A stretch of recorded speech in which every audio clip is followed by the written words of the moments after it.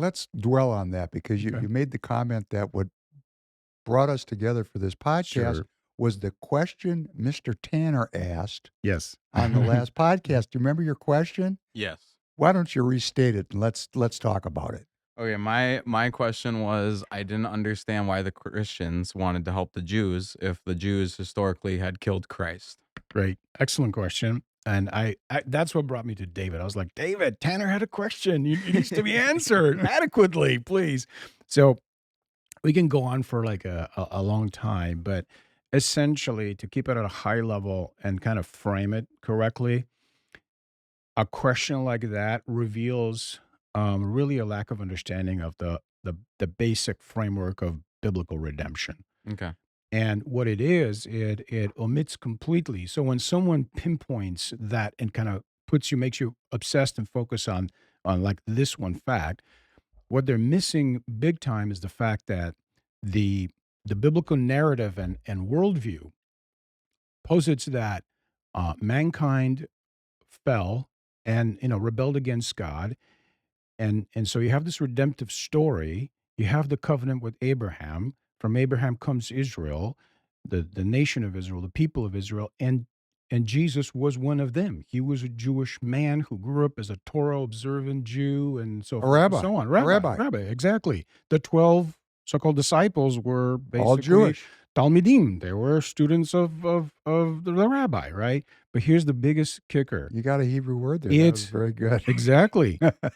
So the thing that excuse me that they're missing is that, for example, I get the scriptures because it's important to get this right. 1 Peter 1:18 through 19, the apostle Peter says, "You are ransomed from the futile ways inherited from your forefathers, not with perishable things such as gold or silver, but with the precious blood of Christ, like that of a lamb without blemish or spot. He was foreknown before the foundation of the world, but was made manifest in the last times for the sake of you." So, this whole concept of God, before he even created the worlds, he saw the potential scenario of the fall and the potentially price he had to pay and send his son, and he did it anyway. So, in other words, the foreknowledge of Christ's crucifixion or death, sacrificial death, was built into the entire creation act. So, therefore, it's very much within God's own will that he said, you know what, I'm going to create this world and they will fall. And in order for me to redeem them, I'll have to go and pay the price, but I'll do it. Right. And so the so called killing of Christ becomes a moot point because it was preordained, it was planned, it was actually an act of love. It was an act of love from God to his creation that he would even go and pay that price. So, the killing of Christ, even the term itself, literally brings you into this context of vengeance. It's like, who are the sides here? Who's killing who is It revenging? is obscuring the redemptive act. Completely. Now, Now, do you understand do you get Yeah. that? Yeah, that does make a lot of sense. and I it's can not the only understand that. scripture. So sometimes it's very dangerous to create a doctrine or a teaching on one verse. So I'm going to point out to something else. Here's an important one in Isaiah 53, the entire chapter, which Jews and Christians have a disagreement on who is the servant spoken of in that chapter. But the entire chapter in Isaiah 53 speaks of a servant who will come and suffer to the point of death. So I'm pointing out to the fact that this is throughout scripture. In the book of Revelation, it also speaks, chapter 13 and verse 8. It says that the Lamb was slain from the foundation of the world. And then Jesus himself in John 17:24 says, this is the last prayer, they call it the priestly prayer. He says, "You loved me before the foundation of the world." So you have this whole plan that was divinely conceived and executed regardless of whose hands were performing the act. We might as well say the Romans. Why don't we have an anti-Roman doctrine? We should, and I say this to my friends sometimes because I have friends who have different views, right? And say, okay, fair enough. The Jews killed Christ. Well, how about the Romans? How did you omit them? So if we go by that logic, we should have, the doctrine of exterminate all Romans or Italians because they were at least equally responsible. Where's that doctrine? Where's that ideology? Where's that perspective? Why are we missing that? Why are we missing the fact that all the disciples were Jews? Their disciples were Jews, and for 300 years you have predominantly Jewish movement that slowly integrated non-Jews, but it was carried by Jews, right? Spoken Well, Hebrew. still to this day. Matthew Mhm. wrote the first original story, not the gospel, but Matthew's writings, which theologians call the Q version. We have historic references that he wrote it in Hebrew. So they're all Hebrew speaking, Torah observant Jews, right? None of this aligns with the who killed Christ. None of them spoke about that. There's no evidence of that Christ killing accusation, which developed much later on. Constantine, and then um, you have theologians in the fourth century who began purposely to kind of take that spin because they really wanted to separate Jews and Christians. Jews and Christians were worshiping together on Shabbat. Jews and Christians were celebrating Passover or Easter, what we call now. And so actually there's an imperial edict by Emperor Constantine. It took an imperial edict to say, you know what? No, we're going to separate you guys. You can't do all this stuff together. So for 300 years, you have Jews and Christians kind of like in a similar camp. The Christians were called Nazarenes, or they were called different names. They were called the Nutzerim, right? They were called the Ebionites or whatever, but there were 30 to 50% of Jews at the time were Messianics or Notzarim. And in fact, something interesting, during the last great revolt, the Bar Kokhba revolt, Mhm. the Notzarim, the Jesus followers who were Jewish, were so great in number that the rabbis, Rabbi Akiva at that time, he said, Bar Kokhba is our Messiah. He's going to lead us and we're going to liberate ourselves from Rome, right? And so the Notzarim, the worshipers of Jesus, said, no, we already have a Messiah. He's Yeshua, right? So they bowed out and they did not support the revolt against Rome. That is where The an split. internal split happened. Right. And they said, you know what? That's where there's a Jewish prayer that curses Christians and all that. That's what it originated, because they're like, oh, you betrayed our national cause now, The tribe.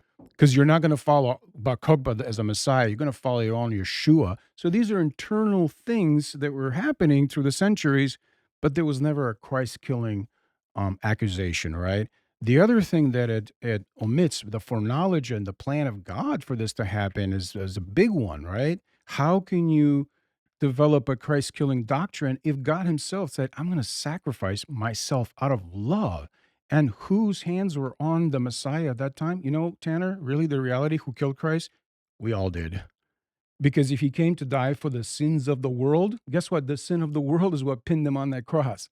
And for someone to come in and say, oh, by the way, all those sinners are better than that group, it's just incredibly intellectually dishonest and not scriptural. The other thing is, okay, I'm going to pause here because it's a lot. And Well, I so, I does that make sense, Tanner? I mean, Yeah, I just want to clarify. I'm just asking the question to ask. I don't believe that we should pin it on the Jewish people. I guess where I get really confused is that Christians and Jews have different ideas for what redemption is, and I feel like that doesn't align. So why would they work together? because the God of Abraham, Isaac, and Jacob is the God that we worship. I've been to the Wailing Wall. I've been to Israel many times, and I've been in Muslim countries. And I can tell you that at a very existential level, that I've been to Buddhist countries. I've been to over 60 countries around the world, and I've preached in over 40 of them, right? And if you have any level of spiritual awareness, when you walk into, for example, I was in Myanmar, in one of the biggest, it's the biggest Buddhist temple in the world, right? And the sense, the overwhelming sense of a demonic power and cult when you see people on the ground and doing things, the overwhelming sense of oppression in Muslim Indonesia. I've been in the heart of Java, where I've led Bible study, and at the same time the imam is blasting, with the call to prayer. When you go to Israel, you go to the Wailing Wall, right? There is no that sense. You know that we are seeking the same God. The difference, the doctrinal differences that we have, the different interpretation as to whether Jesus was the Messiah or he's yet to come, that's to me an internal difference. It can in no way, shape, or form should be a reason for us to develop hostile ideology or exclusive, like either or. There's no such either or. Do you know, for example, that in the 16th century, Like we have this Bible today, right? In the 16th century, it was Jewish scholars who were mostly responsible for the new translations of the Bible. After 1,000 years of the Roman Catholic, Roman version of the Bible or translation, the reformers of the 16th century formed an alliance with Jewish rabbis to go back to the original language. It's called Christian Hebraism, and they were like, let's work together to go back to scripture to really understand better the text, because the foundational text is in Hebrew, right? And so Jews have contributed tremendously through the centuries, and the Jewish Christian alliances have contributed tremendously for Christians to better understand their faith. And we just basically, I can have a discussion with any Jew about theological differences to build an entire ideology on top of that. And what's called a replacement theology that says, no, you're no longer special. You're no longer nobody. Christians have replaced the Jews. That is called the replacement theology. And it's basically, it's built on a wrong premise. It excludes the writings of Paul. It excludes a whole lot from the Bible and just kind of What focuses. groups, I mean, can you identify, in terms of organizations, what organizations tend to focus on that replacement deal? Replacement? Yeah. Replacement theology is on many levels and many denominations, many churches. They don't speak of it openly sometimes. You're probably not going to find it as a page in their, beliefs or creed. But what it does is when you go to the seminary level, you go to, popular books level sermons, it's just being peppered. They pepper this whole entire um, idea, and over a period of time, people just begin to adopt the "Who killed Christ" attitude. But it comes back to the Roman Empire separated these communities, and there was Very also much that so. and there was that revolt, the Bar Kokhba issue, so that was within Jewish culture, Yes, but there was an edict from Emperor Constantine. why? Yes. Why did he do that? So Constantine, at the time when he was an emperor, he was a very unstable character. If you know a little bit about his history, he really needed popular support, right? And he looked at the Roman Empire and he asked his advisors, who can support me in this whole entire empire? And that's really the history of how Christianity became legal in the Roman Empire. So they said, well, look at these guys. They're the most organized group. They show up every week. They go to these meetings. And so he made allies with the Christians. There's this whole story about him seeing a cross or his mother, but that's not, whether that's history or not, that's a whole different story. But what's true is that he found great support in the at that time underground Christians, right, to save Rome.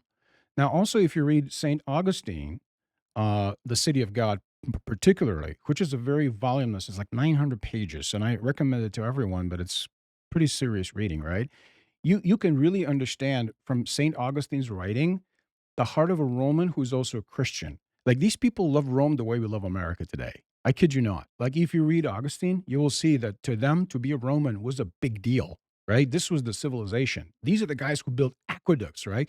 They had families, they had lands. They saw themselves The as empire. absolutely, absolutely. So for them now, accepting Christianity for Constantine was a big deal because he's replacing all these idols and false gods, right?